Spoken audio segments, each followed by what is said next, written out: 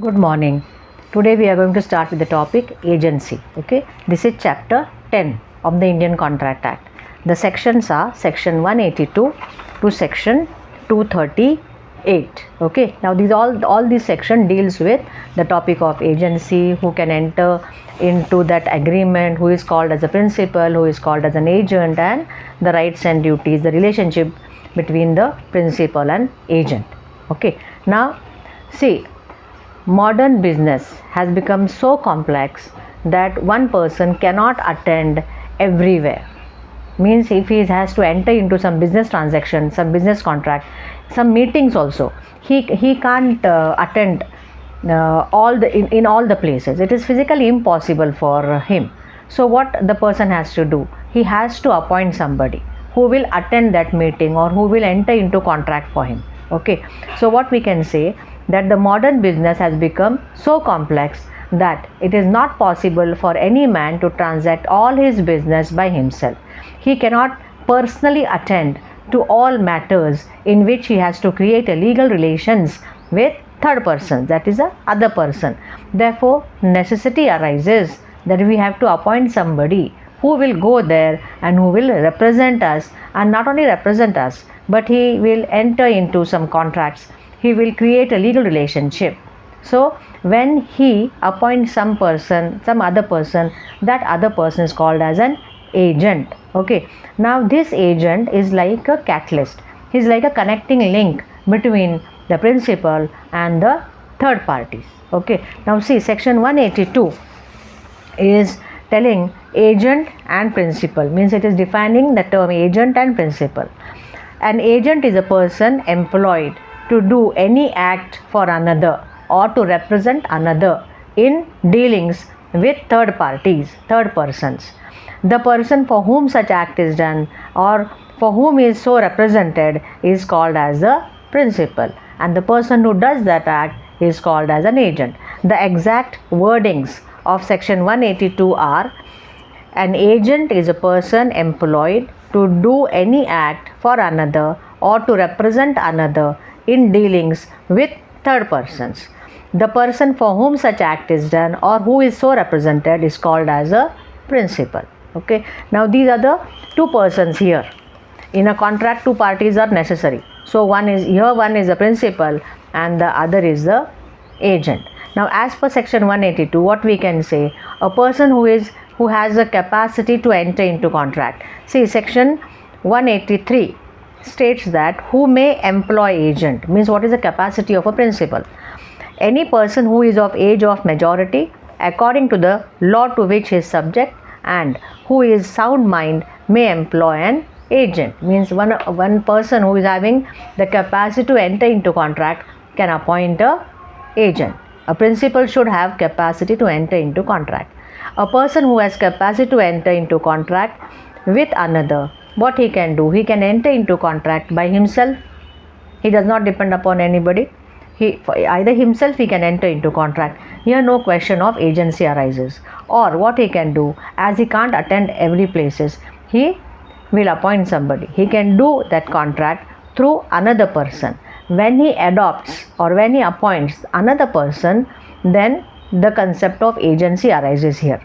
The topic of agency arises here, and the person so appointed is called as a agent.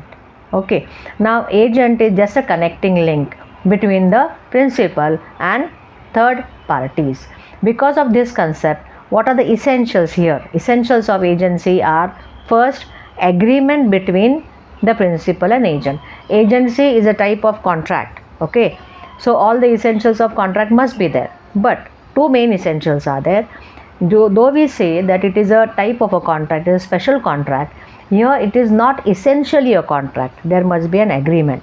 The first is what? Agreement between the principal and agent. Here they have used the word agreement, not a contract.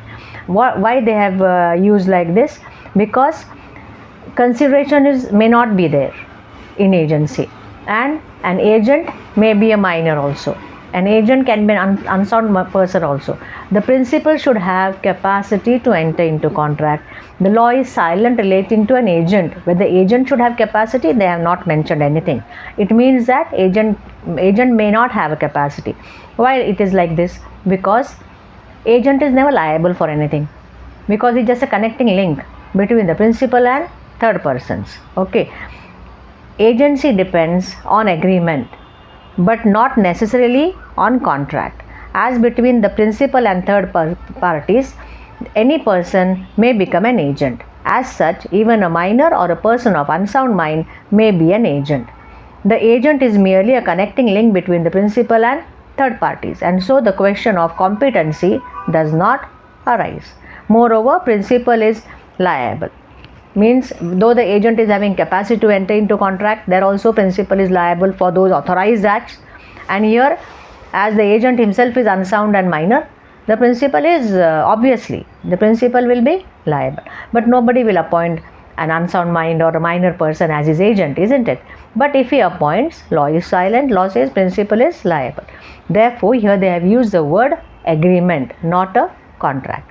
This is one case, this is one example you can say, because of which we call this as agency as an agreement, not a contract. And the second is what? Consideration is not required for creation of agency. Though an agent is going to take his charges for doing his agency services, he will take the charges. Consideration is there, but it is not required for creation of an agency. So take an example. You are my friend. I have appointed you as my agent. And for what? For selling some land or selling some house in in my native place. Okay, you are staying there, so I have appointed you. You do all the work. You sell that land on my behalf. I have appointed you. I have given you a power of attorney. I have appointed you as an agent. So you do all the work, and you sell the land also, and you give back all the money. And I am telling you, take some amount because you have done such a good work for me. But you are not taking. You may take the amount, you may not take the amount. But whatever you have created a contract between the third persons, it is valid. You may not take any amount because we are having some relationship. So you yourself decide that you are not taking any money from me. You are not taking any consideration from me. But the contracts are valid. So what law says, consideration is not essential. No consideration is necessary to create an agency.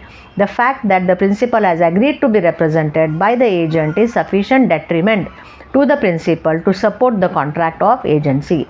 Consideration may not always be in cash or kind. It may be an act of forbearance or detriment also.